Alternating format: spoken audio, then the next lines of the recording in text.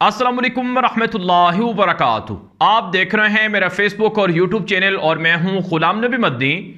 नाज़रीन किराम, पाकिस्तान की सियासत में इस वक्त भौचाल आया हुआ है। जो मुबैना ऑडियोज लीक हो रही हैं और जो हैकर के पास डेटा है, ये वबाल जान बन चुका है शहबाज शरीफ और उनकी हुकूमत के लिए और उनके इत्तेहादियों के लिए।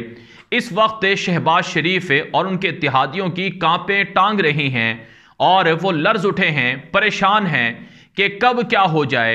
और अब तो चोरी भी मानना पड़ रही है और वो एतराफ़ कर रहे हैं कि हमारी ऑडियोज़ रिकॉर्ड हुई हैं, हमारी गुफ्तगू रिकॉर्ड हुई है और वो ऑडियोज़ लीक हो रही हैं। और शहबाज शरीफ ने आज बाकायदा प्रेस कॉन्फ्रेंस की है और उसके अंदर ये बात उन्होंने तस्लीम की है और एतराफ़ किया है कि हमारी गुफ्तगू रिकॉर्ड हुई है। उन्होंने कहा कि वज़ीर आज़म हाउस भी महफूज नहीं है। वज़ीर आज़म हाउस में अब कोई मेहमान भी नहीं आएगा, कोई हमारा दोस्त मुल्क का नुमाइंदा भी नहीं आएगा कि कहीं उसकी गुफ्तगू भी रिकॉर्ड ना की जा रही हो। नाज़रीन किराम, शहबाज शरीफ बतौर वज़ीर आज़म ये बात तस्लीम कर चुके हैं कि ये ऑडियोज़ हमारी ही हैं और ये गुफ्तगू हमारी ही रिकॉर्ड की गई है। और इससे पहले राना सनाउल्लाह और मुस्लिम लीग नून की मरियम औरंगज़ेब भी एतराफ़ कर चुकी हैं कि ये ऑडियोज़ ठीक हैं, ये ऑडियो जो लीक हुई हैं ये हमारी ही हैं। और साथ साथ मरियम नवाज़ का, शहबाज शरीफ का और इसी तरह से उनके हवारियों का जो चेहरा है वो भी बेनकाब हो गया है। अब हैकर के पास अभी बहुत से घंटों पर मुश्तमिल गुफ्तगू है और हैकर्स ने किस्तों में वो ऑडियोज़ जारी करने का इंदिया दिया है और एक एक करके, दो दो करके या 8-10 ऑडियोज़ इकट्ठी आ सकती हैं, लेकिन वो ऑडियोज़ या वो सारा डेटा एक साथ नहीं आ सकता है। अब यह भी कहा जा रहा है कि उस डेटे को खरीदने की कोशिश हो रही है और उसके लिए 10 अरब रुपए तक के बोली लगाई गई है कि हम 10 अरब देने के लिए तैयार हैं, लेकिन हैकर कहते हैं कि मेरी डिमांड इससे भी ज़्यादा है। तो हुकूमत के लिए बड़ी परेशानी की बात है कि कब क्या हो जाए। और हुकूमत के साथ साथ हैंडलर्स और सहूलतकार और इसी तरह से जिनके कंधों पर सवार होकर शहबाज शरीफ की सरकार आई थी वो भी परेशान है। चुनाचे नाज़रीन किराम, इस वक्त जो एक खदशा है और यह खदशा किसी हद तक दुरुस्त भी हो सकता है, वो ये है कि मुमकिन है शहबाज शरीफ की और उनके लोगों की ये इस तरह की हल्की फुल्की ऑडियोज़ लीक की गई हों और इनके बाद मुमकिन है इमरान खान की भी ऑडियोज़ लीक हो जाएं, क्योंकि वो भी वज़ीर आज़म हाउस में रहे हैं। मुमकिन है उनके ज़माने में भी इसी तरह से वज़ीर आज़म हाउस की रिकॉर्डिंग होती हो।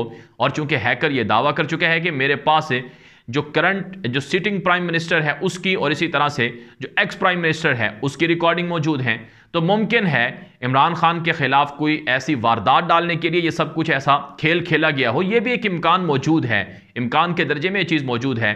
लेकिन इमरान खान कहते हैं कि जब आप कौम के लिए या आवाम के लिए कुछ बुरा सोचते हैं, बुरा करते हैं, तो फिर तो आपको परेशान होने की ज़रूरत है। लेकिन जब आपने कोई काम बुरा किया ही नहीं है तो फिर आपको परेशान होने की ज़रूरत नहीं है। तो बहरहाल नाज़रीन किराम, इस वक्त ऑडियोज़ को लेकर जो शहबाज शरीफ की हुकूमत है, एक तो एतराफ़ करके अपने पाँव पर कुल्हाड़ा मार चुकी है, चोरी मान चुकी है, और दूसरी तरफ ऑडियो लीक से शहबाज शरीफ की हुकूमत के खात्मे का सबब भी बन सकती है।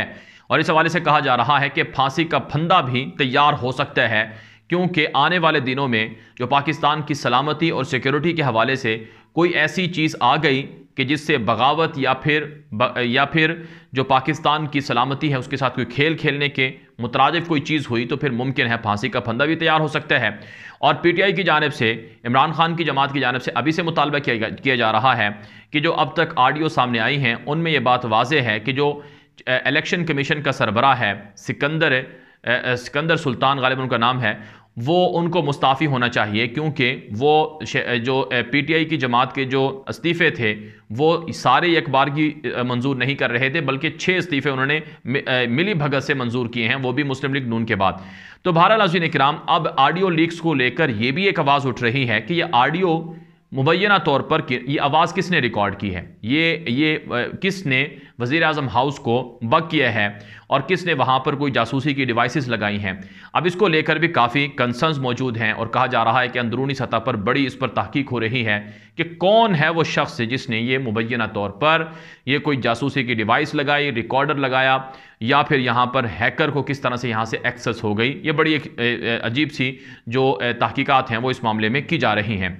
तो इस हवाले से नाज़रीन किराम, मुस्लिम लीग नून के जो चहेते या मुस्लिम लीग नून के जो सहूलतकार हैं, उनके जो चहेते कुछ सहाफ़ी हैं, वो इस हवाले से खुलकर जो पाकिस्तान की अहम तरीन अफसरान हैं उन पर तनकीद कर रहे हैं। मसलन मुबशर लुकमान आप जानते हैं, जो पहले भी एक मुबैना तौर पर जो प्लांटेड प्रोग्राम था, गालिबन जियो पर था, मलक रियाज के हवाले से, उस पर वो बड़ा मशहूर हो चुका है और उसकी वो बाकायदा वीडियो भी मौजूद है।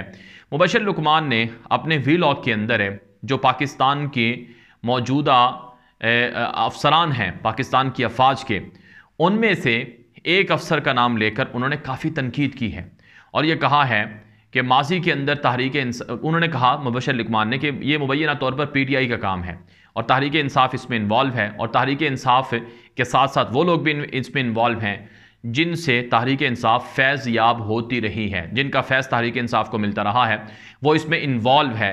तो गोया मुबशर लुकमान ने सरीहन पाकिस्तान के एक आला शख्सियत पर यह इल्ज़ाम लगाया है और ये कहा है कि वो इसके पीछे हैं। तो बहरहाल नाज़रीन किराम, मुस्लिम लीग नून और इसी तरह से उनके हवारी और उनके इत्तिहादी और उनके दलाल सहाफ़ी सारे परेशान हैं कि ये हुआ क्या है। लेकिन बहरहाल जैसा करोगे वैसा भरना पड़ेगा। जब मरीम नवाज़ दूसरों की ऑडियोज़ वीडियोज़ रिकॉर्ड करती थी तो फिर उनकी भी ये सब चीज़ें होने लग गई हैं। और इसी तरह से अभी तो कहा जा रहा है, इमरान खान ने भी कहा है कि मज़ीद वीडियोज़ भी आ सकती हैं, मरीम नवाज़ की मज़ीद ऐसी नंगी नंगी या गंदी गंदी ऑडियोज़ भी आ सकती हैं जिससे मरीम नवाज़ का असल चेहरा बेनकाब होगा। अब बात कर लेते हैं नाज़रीन किराम, इमरान खान ने एक और धमाका भी किया है। अब इमरान खान चूँकि वापसी के लिए तैयार भी हैं और वो कोशिशें भी कर रहे हैं, अवाम भी उनके साथ है और इमरान खान ही पाकिस्तान के अगले ताकतवर वज़ीर आज़म हो सकते हैं।